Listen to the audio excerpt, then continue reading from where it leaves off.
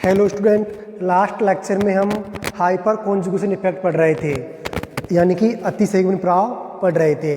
और हमने उस अतिसंयुग्मन प्रभाव में कार्बोकैटायन में किस प्रकार से अतिसंयुग्मन प्रभाव प्रदर्शित होता है उसका अध्ययन कर लिया था। आज अब हम देखेंगे एल्कीन में अतिसंयुग्मन प्रभाव किस प्रकार से होता है, वो हमें अब देखना है। तो आइए देखते हैं एल्कीन में अतिसंयुग्मन प्रभाव। हम एक एल्कीन संरचना बनाते हैं ऐसी जिसमें कि एक अल्फा हाइड्रोजन हो।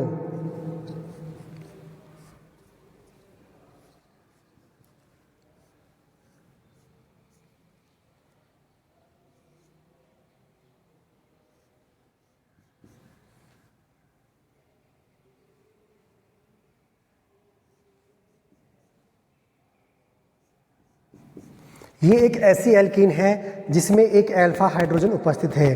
क्या है? इसमें एक अल्फा हाइड्रोजन उपस्थित है। चारों संयोजकता पूरी कंप्लीट है। तो आइए अब देखते हैं इसमें किस प्रकार से हाइपर कॉन्जुगेशन इफेक्ट पाया जाएगा। हमने क्या कहा था कि अल्फा हाइड्रोजन उपस्थित होना जरूरी है। ये क्या हो गया? ये एक कार्बन हो गया किसका? एल्कीन का डबल बॉन्ड वाला कार्बन हो गया। इससे जो नेक्स्ट कार्बन होगा वो कौन सा कार्बन होगा? ये कार्बन होगा अल्फा कार्बन। कौन सा होगा? Alpha carbon. इस अल्फा कार्बन से जुड़े हुए हाइड्रोजन, ये हाइड्रोजन, ये हाइड्रोजन और ये हाइड्रोजन कौन से होंगे? ये होंगे अल्फा हाइड्रोजन। क्या हो गए? Alpha hydrogen. अब ये अल्फा हाइड्रोजन अपनी इलेक्ट्रॉन, इस सिग्मा बॉन्ड के इलेक्ट्रॉन इसे दे देता है और यहाँ पर हो जाता है पाई बॉन्ड का निर्माण। तो यहाँ से ये पाई बॉन्ड का इलेक्ट्रॉन चला जाता है इसके पास में। तो देखिए किस प्रकार से संरचना बनती है। तो संरचना कुछ इस प्रकार से बनती है।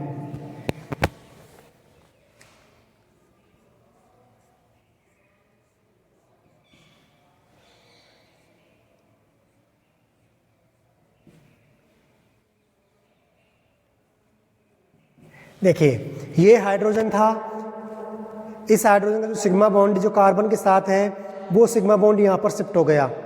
ये शिफ्ट हो गया तो इस पर क्या आ गया? Plus charge. इस हाइड्रोजन पर प्लस चार्ज आ गया। इसके बाद में यहाँ पर क्या बन गया? यहाँ पर बन गया डबल बॉन्ड। इस डबल बॉन्ड के बाद में यहाँ पर जो डबल बॉन्ड है इसके इलेक्ट्रॉन कहाँ पर चले गए? इस पर जाने की वजह से इस पर क्या आ गया? नेगेटिव चार्ज आ गया। तो इस प्रकार से ये एक हाइपर कॉन्जुगेशन वाली अनुनादी संरचना बन जाती है किसकी? एल्कीन की, जिसके कारण कि एल्कीन में अतिरिक्त स्थायित्व आ जाता है। क्या आ जाता है? अतिरिक्त स्थायित्व आ जाता है। अब हमने इस अल्फा हाइड्रोजन के लिए संरचना बनाई है, हम इसके लिए बना सकते हैं ना इसे। तो आइए इसके लिए बनाते हैं। अब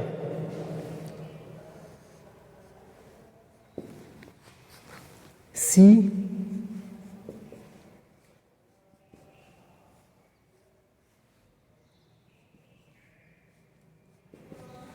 देखिए हम क्या कहें कि ये सिग्मा बॉन्ड टूट जाए यहाँ से और ये हाइड्रोजन अलग हो जाए तो क्या आएगा?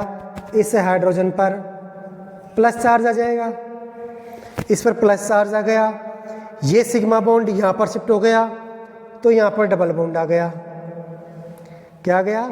यहाँ पर डबल बॉन्ड आ गया।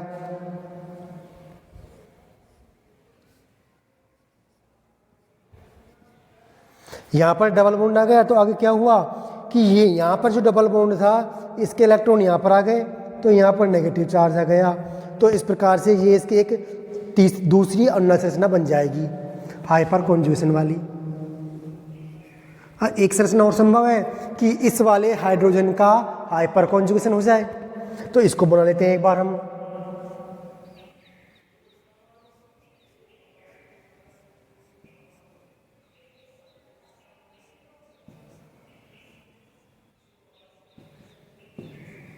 देखिए ये वाला सिग्मा बॉन्ड टूट के यहाँ पर आ गया तो यहाँ पर क्या आ जाएगा? Double bond. और इस हाइड्रोजन पर क्या आ जाएगा? Positive charge. इसके बाद यहाँ पर जो डबल बॉन्ड था वो शिफ्ट हो गया यहाँ पर, इसको अपने इलेक्ट्रॉन दे दिए तो इस पर नेगेटिव चार्ज आ जाएगा। तो इस प्रकार से हमें ये एल्कीन की क्या मिल जाएंगी?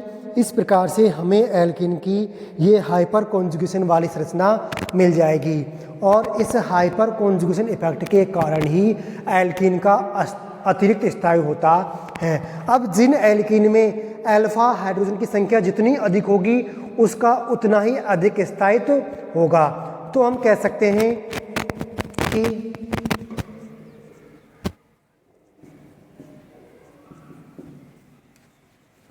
किन किन में, एक तो हमने देखा था मुक्त मूलक,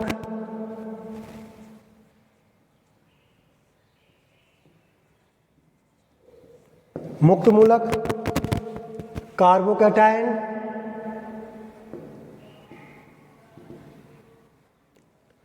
मुक्त मूलक था, कार्बोकैटायन था, और किसमें पाया जाता है ये, इसके अलावा एल्कीन और एरीन। तो हम कह सकते हैं कि मुक्त मूलक, कार्बोकैटायन, एल्कीन और एरीन में जितने अधिक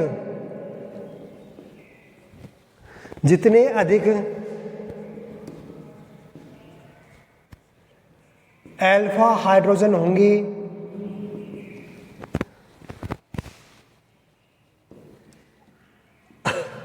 उसका उतना ही अधिक स्थायित्व होगा।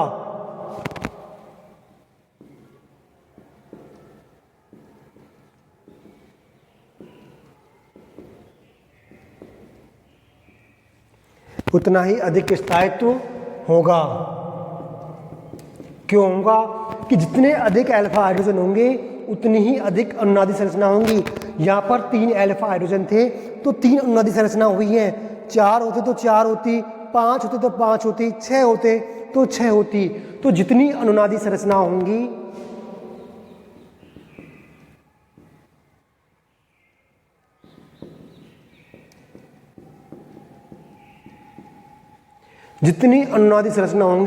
उतना ही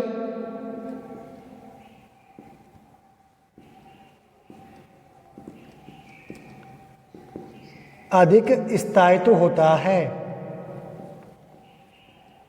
तो ये चीज़ हमें यहाँ पर नोट करनी थी। आपको नोट करना है मुक्त मूलक, कार्बोकैटायन, एल्कीन और एरीन में जितने अधिक अल्फा हाइड्रोजन होंगे उसका उतना ही अधिक स्थायित्व होगा। क्यों होगा वो हमने ब्रैकेट लिख दिया है। जितनी अनुनादी संरचना अधिक होंगी उतना ही अधिक स्थायित्व होता है।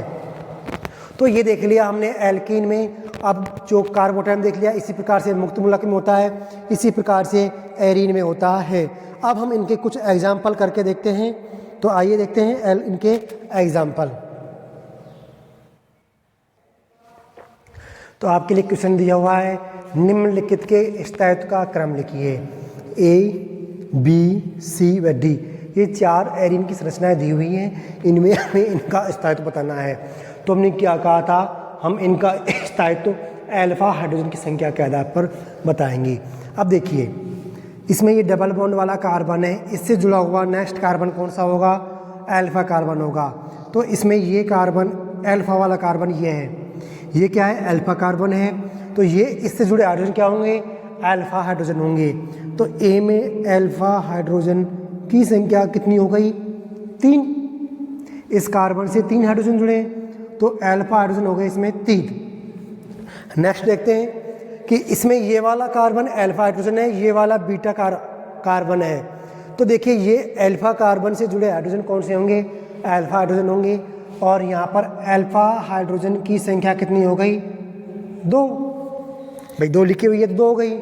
आगे देखते हैं कि यहाँ पर ये अल्फा कार्बन है तो अल्फा हाइड्रोजन की संख्या कितनी होगी, तो अल्फा हाइड्रोजन की संख्या 1 होगी।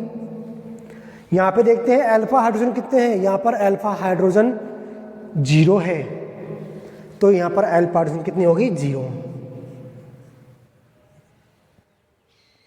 अब हमें लिखना है इनके स्थायित्व का क्रम। तो किस प्रकार से लिखेंगे, हम लिखेंगे अल्फा हाइड्रोजन की संख्या के आधार पर। तो लिखेंगे स्थायित्व का क्रम।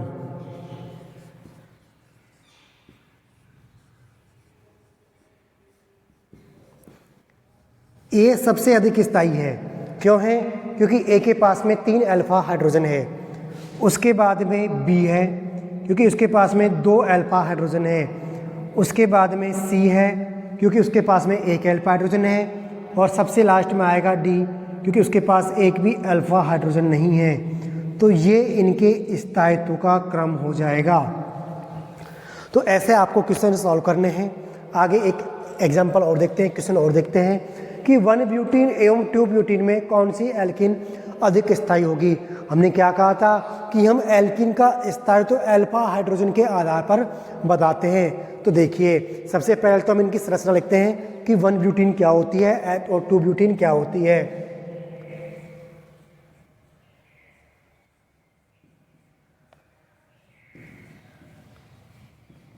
हमने क्या कहा था, ये ब्यूटीन है इसलिए इनमें 4 कार्बन होंगे। तो 1 ब्यूटीन का मतलब पहले कार्बन पर क्या है, डबल बॉन्ड है।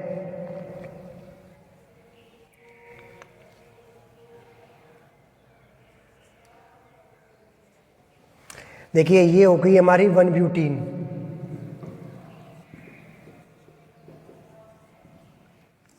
अब बनानी है हमें 2 ब्यूटीन। तो 2 ब्यूटीन क्या होगी, यहाँ पर देखिए 1 2 3 4 इस प्रकार से हम कार्बन को नंबरिंग देंगे। तो 1 पर ये डबल बॉन्ड है इसलिए इसने क्या बोला, 1 ब्यूटीन। यदि डबल बॉन्ड 2 नंबर के कार्बन पर होता तो क्या बोलते इसे हम 2 ब्यूटीन बोलते हैं। तो अब लिखते हैं हम 2 ब्यूटीन।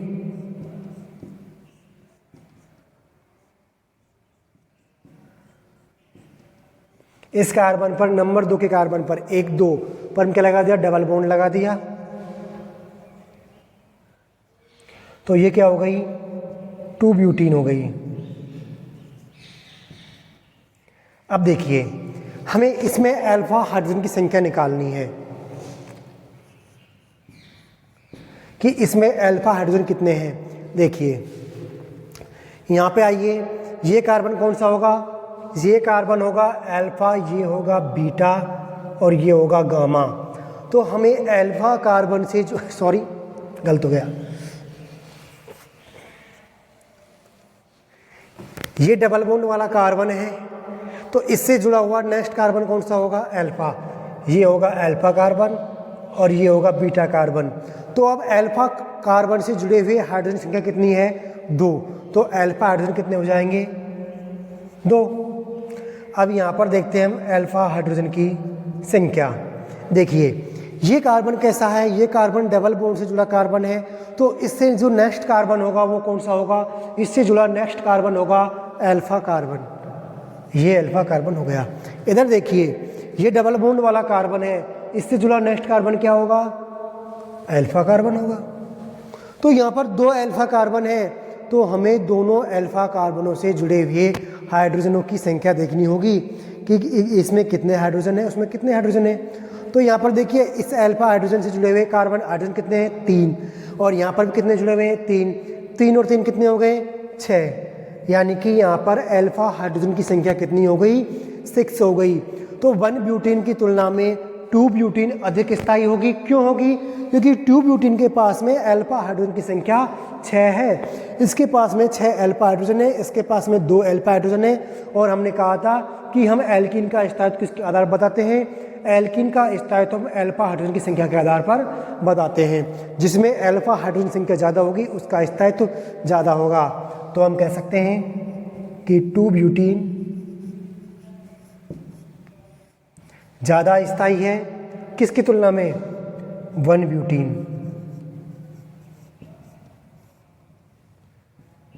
किसका क्रम है ये क्रम है स्थायित्व का।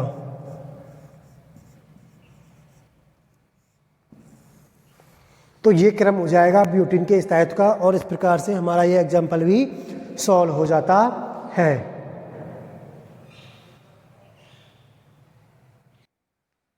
तो स्टूडेंट यहाँ पर एक नोट लिखा हुआ है, उसे देखिए।